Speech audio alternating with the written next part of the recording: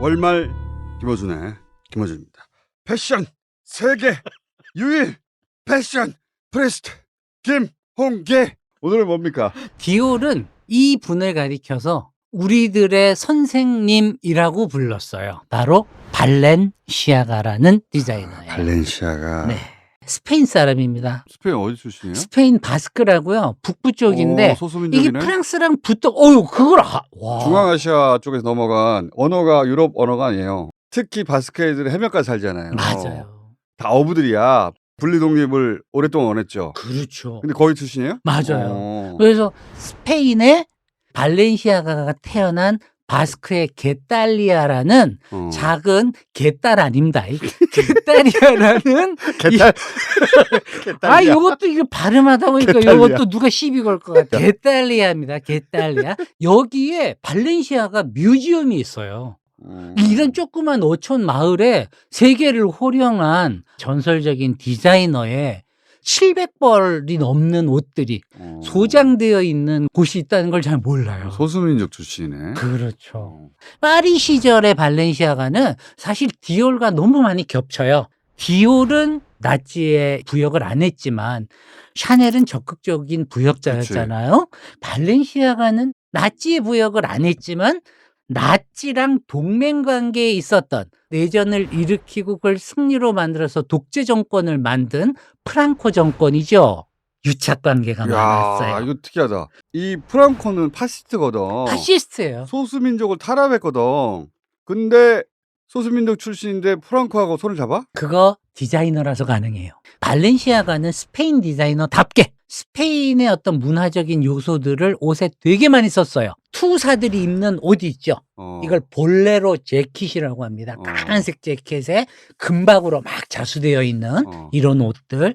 이 사람은 부역자로 분류될 수도 있어요. 그랬다면. 근데 엄밀하게 말하면 부역이라고 할 때는 관계를 통해 가지고 내 사업의 확장을 모색하거나 샤넬처럼요. 스페인에서 프랑스로 건너와서 자리를 잡기까지 재정적 지원을 프랑코 정부로부터 많이 받았던 건 사실입니다. 프랑코 정권 유지를 위해서 네네네. 직접 기여한 건 아닌데. 직접 한 건 아니죠. 프랑코 정권이 자기 권력을 잡고 나서 유화 정책을 핀단 말이야. 그렇죠. 거기에 도움을 준 거지. 도움을 줬죠. 그리고 자기도 도움을 받고.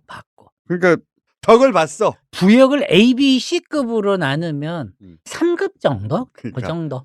피카소처럼은 하지 않았다. 그렇죠. 그냥 요 정도만 하고. 피카소처럼 맞서 싸우는 건 아니어서. 그렇죠. 그런데 좀 더 깊게 들어가면은 스페인 내부에서 진보적인 지식인들이 바라보는 발렌시아가 있잖아요. 그 사람들의 관점에서 보는 어떤 그의 디자인 속에 2차 세계대전이 바로 끝난 직후부터 유독 발렌시아가의 디자인에는 캐스터네츠를 든 플라멩코를 추는 무용수의 옷들과 투사의 옷들과 스페인 바로크의 전성 시기를 살아가던 수많은 화가들, 특히 고야라든가 벨라스케즈라든가 이런 화가들의 그림 속에 나오는 스페인의 민속 의상이라든가 그리고 자수 방식 같은 것들 왜 하필이면 그 시기에 많이 나타났을까? 프랑코가 자기가 이제 사람을 많이 죽였잖아. 그렇죠. 그래서 사실은 스페인 전통을 자기가 계승한다고 사람들한테 보여주고 싶어 했어요. 그렇죠. 그거를 발렌시아가를 통해서 얻어냈을 수도 있지. 맞아요. 그래서 진보적인 지식인들이 쓴 논문집이 In the Shadow of Balenciaga예요. 발렌시아가의 그늘 아래 그 책자가 있는데 제가 그 논문집을 부역했어. 네. 하여튼 좋아요. 자, 그러면서 부역을 했는데 소극적으로 했어. 소극적으로 하기도 했고 그 영향을 많이 입었던 것은 2차 세계대전 나고 이제 추축국의 동맹이었던 스페인한테 미국이 무역을 경제 제재를 했더만요. 급격하게 타격을 받은 게 농촌 지역이었답니다. 여기 있는 사람들이 배고파 가지고 프랑스로 건너간대요. 이농이 어마어마하게 심했답니다. 이때 40만 명 정도가 건너갔다는데요.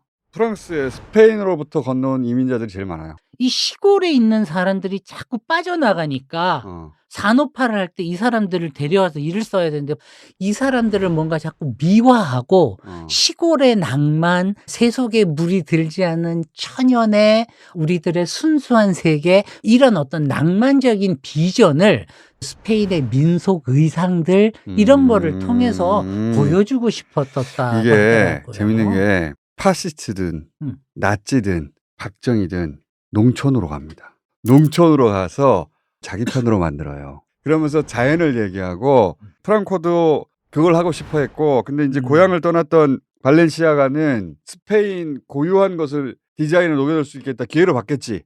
프랑코를 위해서 디자인도 좀 해주고. 그렇죠. 그게 이제 프랑스에서 보기에는 새로운. 그렇죠. 아, 이게 우리 파리가 가질 수 없는 스페인의 고혹적인 매력이구나. 그렇지. 스페인의 정열, 강렬한 색상. 부역 맞아.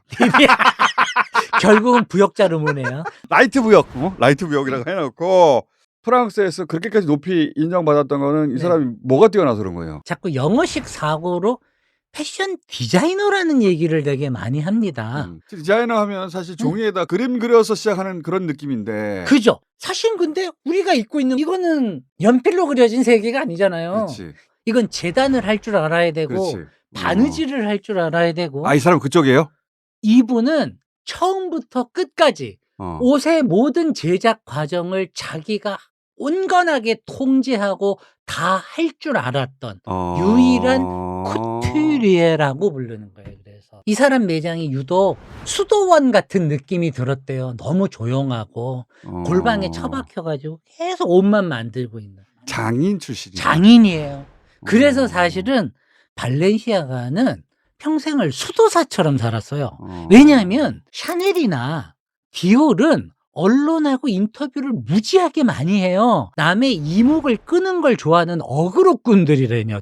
반면에 발렌시아가는 인터뷰를 일절 안 했어요. 딱 은퇴할 때 68년에 68혁명 끝나고 나서 은퇴했어요. 내 세계는 이제 끝났다고 이러면서 은퇴하는데, 그때 런던 타임스라는 곳과 딱 고별 인터뷰 한 번 한 게 답니다.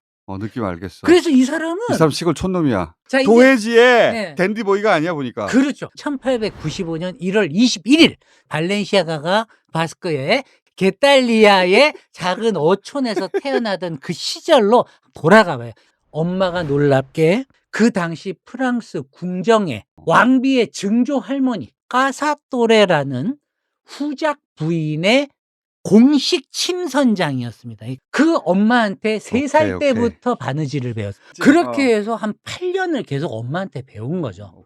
그래서 무려 12살에 산세바스찬이라고 부자들 휴양지인데 귀족도 휴양지. 반달 모양으로 해변가에 있는 그 고급 부티크 중에 정통 영국식 테일러링을 재단을 가르치는 양복집에 얘를 보낸 거예요. 그러면서 17살 때 얘가 뭘 하냐면 여성복도 배우고 싶어가지고 프랑스로 갑니다. 그럼 프랑스로 왜 갔을까요? 결국 파리로 진출해야 된다. 그래서 비아리츠로 가서 1년 4개월 동안 여성복을 하는 매장에서 일을 합니다.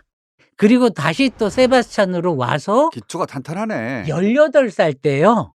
루브르 백화점이라고 당시에 있었습니다.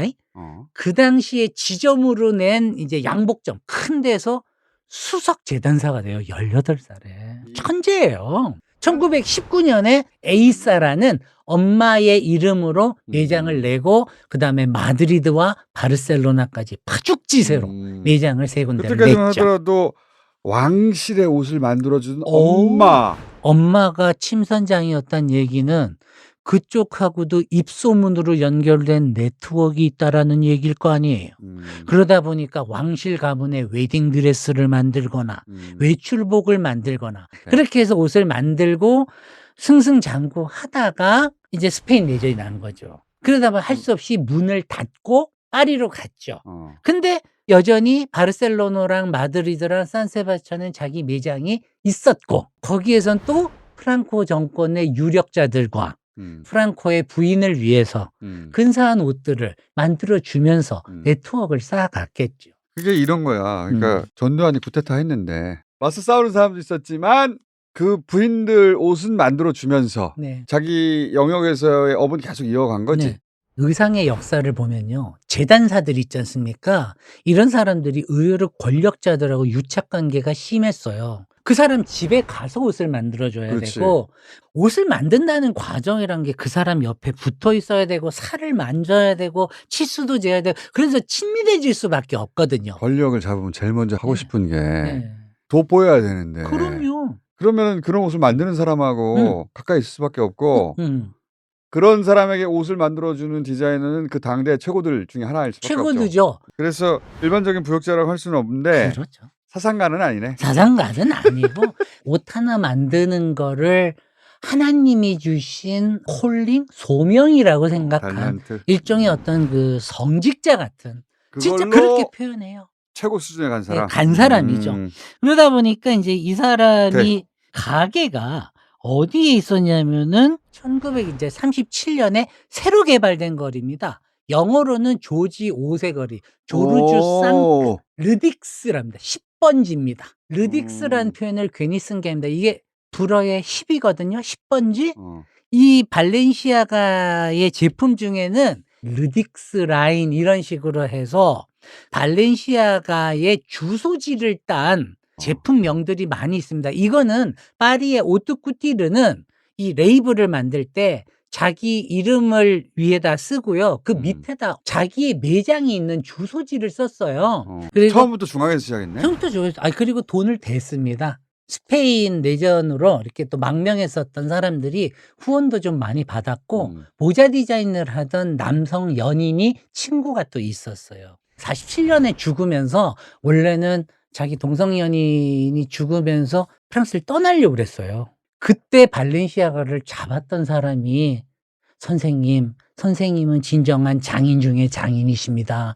우리들 곁에 남아 있어서 진정한 꾸띠르의 본으로 남아 있어 주셔야지요. 라고 본인이 가지고 있었던 벨라스케즈의 그림을 한 장 주면서 파리에 계속 있어 주십시오라고 했었던 사람이 디올이에요. 디올은 미워할 수 없어요. 디올은 정말 존경을 했으니까 지금 벨라스케즈 그림이 얼마인데 3,400억이야. 나 같으면 정말 그런 인생 살고 싶다.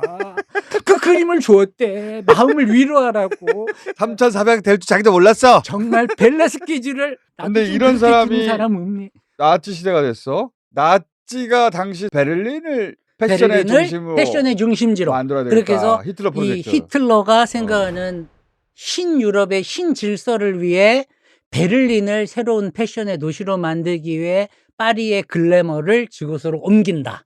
거기 부역했던 프랑스 사람이 있었잖아. 그렇죠. 샤넬, 니나리치도 있고 다 있었지만은 그때 이제 파리 의상 조합 장이었었던 류시앙 르롱이라고 제가 얘기했죠. 디올의 사부였었던 사람.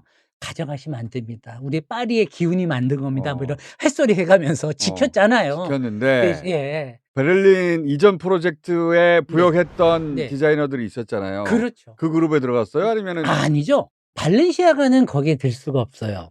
많은 사람들이 강제로 폐업을 당하기도 했고 부역을 안 하겠다 그래서 군대에 징집이 된 사람들도 있었고 직물 공급을 나치가 손에 쥐고 있었잖아요. 이걸로 괴롭히니까 다 무너져 갔던 거예요. 적극적으로 저항한 사람도 있었는데 적극적으로 저항한 사람은 이제 보급 편집장 같은 사람들. 목에 칼이 들어와도 나는 너 같은 놈 위해서 글 안 써. 뭐 이랬던 사람들. 발렌시아가도 처음에는 폐업을 하겠다고 했지만 잠시 문을 닫긴 해요. 그런데 발렌시아가는 나치의 어떤 위협이나 불이익을 당하지 않았어요. 왜? 나치의 동맹자였었던 프랑코 정권이 워낙 발렌시아가를 뒤에서 밀어주고 있었고 후원 관계에 있었기 때문에 그러니까 파리를 장악하고 나서 파리 패션계를 한번 확 뒤집어 엎잖아요. 그 다음에 나치가 다시 설립할 수 있는 공장들을 리스트를 주는데 딱 60개만 줘요. 패션 회사만 아니라 소비재 회사 포함해서입니다. 그 60개 중에 하나가 발렌시아가였어요. 그 정도로 특혜를 받았습니다. 특혜를 받았네. 그리고 이때 돈을 모았죠. 더 놀라운 거 그 당시 스페인은 나치의 영향 아래 있는 건 아니잖아요. 산세바스찬이랑 마드리드랑 바르셀로나에 있는 매장이 돈을 많이 버니까 파리에서는 원단을 구할 수가 없지만 스페인에서는 구할 수가 있죠. 그걸 구해서 보내주면 되니까. 부역했어. 기업가로서의 어떤 위험 부담을 덜기 위한 포트폴리오를 매우 전략적으로 잘 구형한. 나치가 쭉 보고 얘는 프랑코하고도 가깝고 우리가 옷 만들어 달라고 하면서 얘는 살려주자. 그렇게 하지 않고서 저절로 살아났을 리는 없죠. 그렇죠. 그리고 나치의 미학을 전파하는 그런 굉장히 좀 실용적인 이런 의상들도 또 만들고 했습니다. 그러니까 하긴 했어. 하긴 했는데 나치한테 직접 부역했다기보단 프랑코 정권의 쿠션 부역. 쿠션. 요거 괜찮다. 그래서 나치에 무슨 옷을 만들어줬어요? 그 당시에는 석탄이랑 이런 걸 공급을 못하게 했으니까 교통수단들이 이제 다 없잖아요. 그러다 보니까 파리 여자들이 자전거를 많이 또 타기 시작을 했던 겁니다. 근데 긴 스커트 입고 할 수가 없잖아요. 반바지랑 스커트가 붙어 있는 이런 바지? 이런 것들을 막 디자인을 해가지고 입히고 했어요. 근데 그게 나치의 요청이에요? 네. 프랑스 여자들한테 우리로 치면 몸빼 같은 거를 입힌 겁니다. 그러니까 글로복을 만들어 달라? 예, 글로복 같은 거 만들고 일상에서 이렇게 활동을 하기 편안한 옷 이런 거 만들어 달라고 한 거죠. 그 아까 전에 우리가 농촌을 팔았다고 얘기했잖아요. 나치도 농촌을 팔았지 않습니까? 그렇죠. 팔았죠. 알프스를 팔았어요. 걔네들은요. 네, 알프스 하이디가 입고 있는 옷 있잖아요. 그 앞에 앞치마 붙어 있는 옷. 그걸 던들이라고 그래요. 독일 북부 지역 쪽에 알프스 쪽, 스위스 쪽 사는 사람들의 민속 의상인데 이런 거를 굉장히 어떤 순수한 농촌의 민속 의상인 양 포장해가지고 나치들은 여자들한테 입혔죠. 여자의 미덕이란 제국을 위한 건강한 남아를 낳는 것이고 뭐 이런 짓들을 한 거죠. 암소 취급을 했다니까. 그 암소 취급. 그러니까 그 새끼들은 완전 또라이 새끼들이에요. 맞아요. 프랑코도 그랬더만요. 발렌시아가는 자기보다 12살 터울의 샤넬을 존경했어요. 파리에 와서 제일 먼저 했던 게 그 스페인에서 왜 루브르라는 매장에서 수석 매니저였다고 했잖아요. 여성복을 하면서 뭘 했냐면 파리에 가서 옷도 사왔어요. 걔네 편집샵 같은 거니까. 이거 파리 옷이야 이러고 보여줘야 되잖아요. 그때 가지고 온 디자이너 중에 샤넬 옷을 유독 발렌시아가가 갖고 와서 많이 뜯어보고 연구했다 그래요. 왜냐하면 너무 간결하고 장식이 없는데 예쁘다고 생각을 했던 거죠. 딱 죽기 전에 당신에게 있어 우아함이란 무엇입니까? 정의를 내려달라고. 영국 애들은 유독 저널리스트들이 그 질문 잘하거든요. Elegance is elimination. 엘레강스란 제거하는 것이다. 불필요한 모든 것들을. 멋있는 말이다. 옷에 자기 몸을 맞추면 안 된다. 옷이 당신의 몸에 맞춰야 하는 것이고 나는 그것을 할 뿐이다. 더 중요한 것은 나는 트렌드를 싫어한다. 그래서 난 생로랑이 싫다였어요. 유행이라는 게 붙는 순간 옷이라는 건 너무나도 쉽게 소비되는 일종의 소비재가 되는 것이다. 옷을 나는 한편의 회화라고 생각하고 건축물이라고 생각하고 조각품처럼 정교하게 오랜 시간을 들여서 만들어서 3대에 걸쳐서 물려줄 수 있는 그런 건축물 같은 옷을 만들어서 입는 것이 중요한 거지. 자기 직업에 대한 자부심도 네. 대단했네. 난 그렇기 때문에 생로랑의 기성복을 싫어한다. 그 생로랑을 밀어붙여 주었던, 떠올려 주었던 68세대 혁명 세대들을 보면서 이제 내 세대는 당신들과는 맞지 않아. 그래, 나 물러날게. 그리고 실제로 은퇴해요. 자존심이 대단한 사람이었네. 대단하네. 디자인 철학도 확실하고 자기 직업에 대한 자부심도 확실하고 네. 세태도 정확하게 읽고 내 시대가 갔어? 알았어, 나 은퇴할게. 갖게 나와 안 두려워. 뭐 이러고 그냥 끝내요. 근데 왜 쿠션 부여를 했어? 사상가까지는 아니지만 네. 직업인으로서의 철학을 확실한 사람이었네. 위대하진 않은데 매력 있어.